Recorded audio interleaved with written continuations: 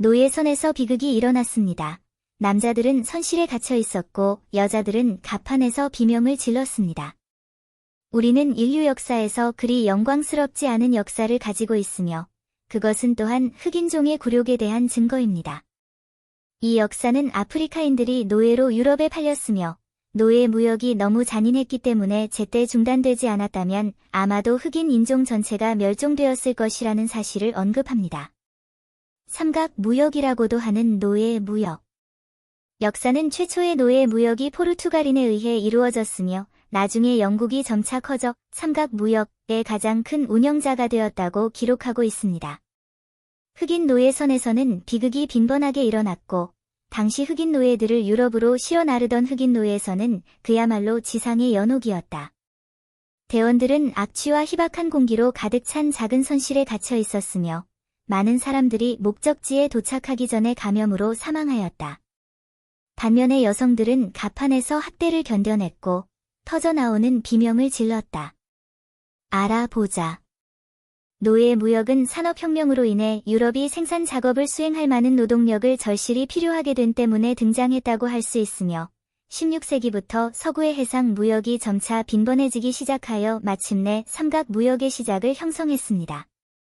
유럽에 거주하는 상인들은 유럽에서 만든 공산품을 아프리카로 배송하여 판매하기 위해 자신의 함대를 선택했습니다. 그리고 욕심 많은 상인들은 공허하게 돌아가고 싶지 않았기 때문에 이곳에 상륙했을 때 현지 밀매업자와 무역을 하고 그들의 물건을 현지 흑인과 교환했습니다. 애초에 이 흑인들은 백인에게 사로잡힌 것이 아니라 흑인들이 직접 흑인을 사냥하여 백인에게 팔아 이익을 챙겼고 그들 스스로가 자국민을 노예와 어둠으로 몰아넣었다.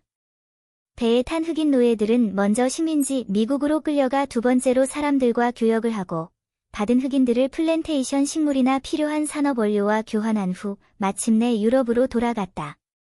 노예 무역이 일반화되었을 때 노예 수송을 위한 전용 선박도 있었으며 그들은 건장한 성인 남성뿐만 아니라 젊은 여성과 어린이도 팔았습니다. 그들은 이 흑인들을 가축처럼 취급하여 밧줄에 매달아 공개적으로 팔았습니다. 북아메리카의 저택 소유주들도 매우 기뻐하며 사게 되어 기뻤고 결국 그들은 많은 일을 했고 돈을 받을 필요가 없었으며 흑인이 죽더라도 저택 소유주에게는 큰 손실이 아닐 것입니다. 식민지 개척자들이 아메리카 대륙의 영지에서 더 많은 노동력을 소유하게 된 것은 바로 흑인 노예의 증가 덕분이며 이는 유럽의 급속한 발전을 이끌었으며 산업혁명의 성공이 부분적으로 흑인들에게 기인한다고 해도 과언이 아닙니다. 유럽으로 실려온 흑인 남성들은 광업, 석탄 채굴, 건설 등의 힘든 일을 하도록 강요받았다. 흑인 여성들의 운명은 더욱 비참할 것인데 이 아프리카 여성들은 처음에 식물을 심고 따는 등의 활동에 참여하기 위해 사들였기 때문이다. 나중에 교통비가 증가하고 과도한 체포로 인해 체포될 수 있는 흑인의 수가 점점 줄어들자 자본가들은 이러한 상황에 점점 더 불만을 느끼기 시작했다. 곧 그들은 이 여성들에게 관심을 돌렸고 노동은 무역을 통해 보장될 수 없었기 때문에 그들 자신이 필요한 생산적인 노동력을 창조했다. 그 결과 이 아프리카 여성들은 아프리카 흑인과의 사이에서 아이를 낳고 몇 년 동안 미래의 노동자들을 키운 다음 농장과 건설 현장에서 계속 일해야 했다. 이 아프리카 여성들이 아이를 갖도록 장려하고 그들의 저항을 줄이기 위해 노예 소유주들은 그들이 충분한 아이를 낳는다면 여성들을 해방시키고 자유를 줄 수 있을 것이라고 약속했다. 그 당시에는 흑인이라는 것이 값싼 상품이었고 존엄성은 전혀 없었습니다. 산업혁명의 역사는 검은 피와 눈물의 역사이기도 하다. 노예 무역은 미친 듯이 수익성이 높았고 노예선에 더 많은 흑인 노예를 태우면 더 많은 돈을 벌 수 있었기 때문에 더 많은 흑인 노예를 싣기 위해 노예 상인들은 노예선에 노예 창고를 지었습니다. 이러한 종류의 화물창은 선박의 메자닌과 같으며 길이와 너비는 노예선의 너비와 동일하지만 높이는 120cm를 초과하지 않습니다.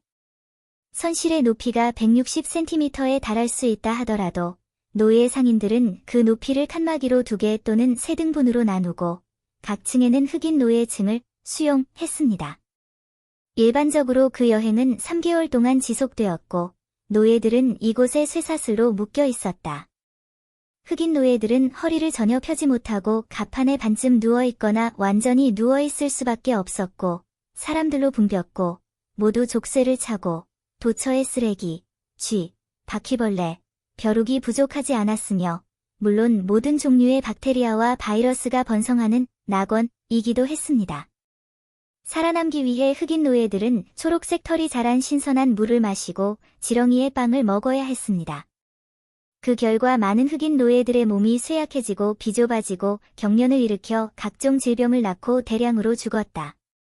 긴 바다 항해 끝에 흑인의 사소한 실수가 격렬한 구타로 이어질 수 있었고 흑인 노예 중 잘생긴 여성은 더욱 비참했으며 백인 선원에게 괴롭힘을 당하는 것은 흔한 일이었고 저항할 수 없었습니다. 남자들은 선실에 갇혔고 여자들은 갑판에서 비명을 질렀으며 노예 상인들은 감히 저항하거나 복종하지 않는 흑인 노예들에게 할 수 있는 모든 처벌을 가했습니다. 작은 것들은 가죽 채찍으로 채찍질했고 무거운 것들을 가진 것들은 참수형을 당하고 심장이 도려내고 손과 발이 잘리고 밧줄로 목이 졸려 죽고 상어의 먹이가 되기 위해 끝없는 바다에 던져졌다. 그 방법의 잔인함과 잔인함, 끔찍함은 너무나 끔찍해서 백인 동포들조차 차마 쳐다볼 수 없을 정도로 노예 무역선에 타고 있던 흑인 노예들에게는 너무나 많은 불행이 있었다. 그들은 돼지우리보다 더 더럽고 작게 살았고 주식보다 못한 음식을 먹었고 육체적으로 불편하고 허약했으며 백인들의 학대를 견뎌냈는데 작은 노예선에서 그토록 비인간적인 대우가 있을 것이라고 누가 생각이나 했겠는가? 더욱이 흑인 노예들은 노예선이 아메리카 대륙에 도착하기까지 수십일 동안 그런 환경에서 견뎌야 했고 흑인들을 길에 내릴 수 있어 많은 흑인 노예들이 절망 속에 살았다. 광활한 바다에서 많은 흑인들이 지옥 같은 노예선에서 탈출하기 위해 매일 바다에 뛰어들거나 바다에 뛰어들어 자살을 선택할 것입니다. 노예선이 상어에 둘러싸여 있더라도 그들이 지불한 흑인 노예들에게 그러한 손실을 주지 않기 위해 노예선은 흑인 노예가 바다로 뛰어드는 것을 방지하기 위해 배 측면에 높은 난간과 두꺼운 보호 그물을 추가하기로 결정했습니다. 단식 투쟁이 벌어질 경우 노예 상인들은 단식 투쟁을 하는 흑인 노예들의 입술을 빨갛게 달궈진 다리미로 화상을 입히고 음식을 삼키도록 강요했다. 오늘날까지도 서구는 그 끔찍한 역사를 인정하지 않고 있으며 그들이 쓰고 있는 가면은 그들이 지금까지 흑인들에게 끼친 해악을 인식하지 못한다. 흑인에 대해 어떻게 다르게 생각하시는지 궁금합니다.